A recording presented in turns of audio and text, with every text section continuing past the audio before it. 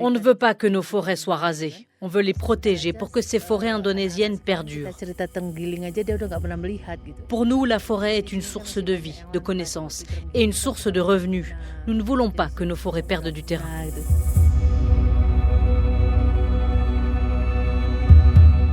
Il y a 2 ans à Glasgow, lors de la COP26, il y a près de 130 pays qui ont fait une promesse, c'était 0 déforestation en 2030. Parmi eux, il y avait l'Indonésie qui a très vite rétro-pédalé d'ailleurs. L'Indonésie, c'est l'un des poumons verts de notre planète, c'est la 3e forêt tropicale au monde et c'est un pays qui a massivement coupé ses arbres. Aujourd'hui, sur l'île de Sumatra, où je me suis rendue, il ne reste que 15% de la forêt primaire. Dans la zone de Bener Meriah, c'est dans la province d'Aceh, l'une des menaces actuellement, c'est le café. Et pour défendre la forêt, des villageois s'organisent. Dans cette forêt, de nombreuses espèces ont disparu, notamment des pangolins et plusieurs espèces d'oiseaux. Nous voulons vraiment que les espèces de cette forêt soient sauvegardées pour que plus tard nous puissions dire à nos enfants et à nos petits-enfants que tous ces animaux existent et pas seulement dans les livres d'histoire. Les menaces qui pèsent actuellement sur la forêt indonésienne, en fait, elles sont multiples. Il y a l'extraction minière, le charbon, le nickel par exemple.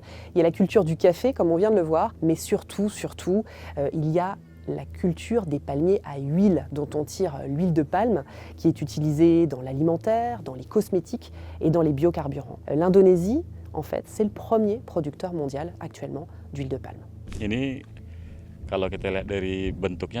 Vous voyez à quoi ça ressemble. Avant, c'était une forêt. Les villageois l'ont coupée pour vivre. C'est pour ça que les palmiers à huile sont plantés. Et ça a été fait peut-être parce que le gouvernement ne surveille pas assez cette zone. La conséquence, c'est que l'eau dans le sol va diminuer massivement. Et puis en plus, les produits chimiques utilisés ici ne sont pas de très bonne qualité.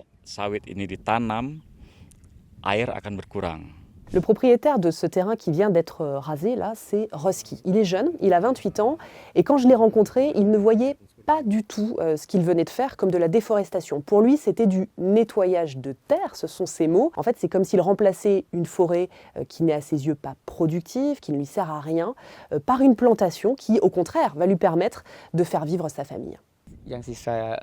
Sur mes 60 hectares de forêt qui restent, on va aussi planter des palmiers. Le mois prochain, peut-être on fera rentrer les pelleteuses. Grâce à Dieu, il n'y a pas de dégâts environnementaux pour l'instant. Vous savez, il y a beaucoup plus de plantations dans la partie est d'Aceh, moins ici. De plus en plus de personnes plantent des palmiers à huile dans la région. Je ne sais pas comment dire ça, mais ici, comme vous pouvez le voir, il n'y a que des petits fermiers. Et tout le monde a compris l'argent qu'on peut tirer de l'huile de palme.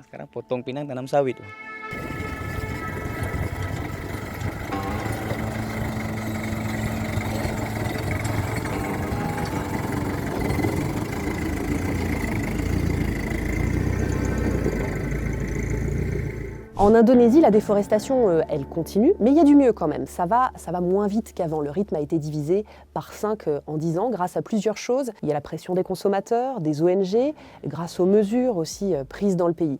Alors cette année, il y a un coup de pression supplémentaire. L'Europe, qui est toujours l'un des principaux marchés pour l'Indonésie, a mis en place une nouvelle réglementation. Si je résume rapidement, en gros, les Européens ne veulent plus acheter certains produits issus de zones qui ont été déforestées après 2020, dont justement l'huile de palme. Alors Jakarta a très mal réagi, mesure discriminatoire, mesure qui va pénaliser les petits fermiers, des petits fermiers qui ont parfois du mal à comprendre d'ailleurs de quoi il s'agit.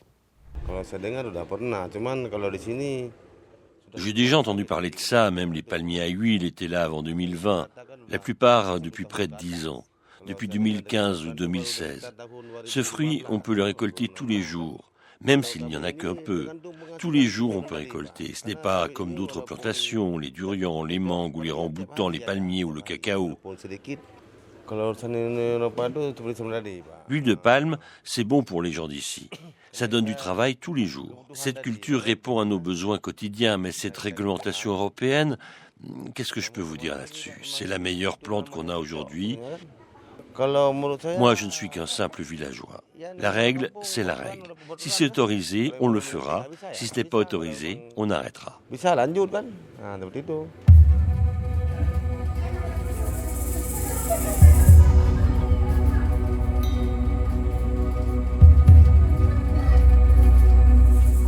Actuellement, il y a encore en fait des coupes illégales, y compris dans des zones protégées. Les ONG, les scientifiques s'inquiètent en ce moment beaucoup pour le Rawasingkil. C'est la capitale mondiale des orang-outans. C'est une zone de tourbière extrêmement riche. C'est un puits de carbone important pour la planète.